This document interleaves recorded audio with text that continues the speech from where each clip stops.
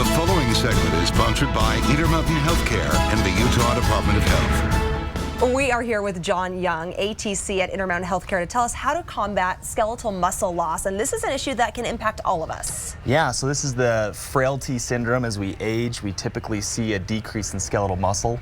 And that affects us in multiple facets of our life, not just movement, that it exposes us to injuries, but also our health with like body fat, body composition, diabetes, things like that. And you said you do see this, though, in all age groups, including young athletes. Sure. So in my job, I deal with high school age kids that could be underdeveloped. And with that, they're putting themselves at risk because they can't control their motion as well as somebody who is more developed. So once skeletal muscle loss sets in, what can be done to reverse it? Sure.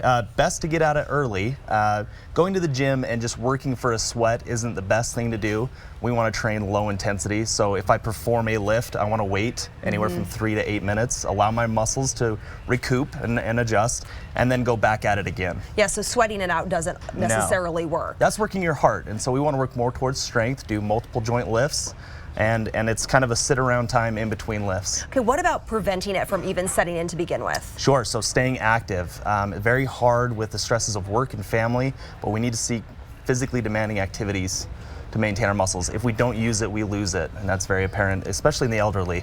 How do we know if we're starting to develop skeletal muscle loss? What are some warning signs we can look out for people that aren't quite 50 yet and aren't necessarily a young athlete, maybe just moms out there? Sure, those nagging injuries, back pain, deconditioning of your spinal erectors can hurt your back, the inability to do hard things. So I recently moved, and being able to move furniture, that's something that we should be able to do, and if we're not able to, we need to get ahead of it and start training to get strong again. Okay, so you were fine when you moved the furniture. Yeah, definitely. But okay, definitely. but that's a good indicator, Yeah, though. A lot of definitely. us do those everyday things, and if we're having some extra pain, that's when we need to come see you or a doctor that can help us with that. So if things start to get difficult, then we know there's a problem. All right, good to know. John, where can people go for more information?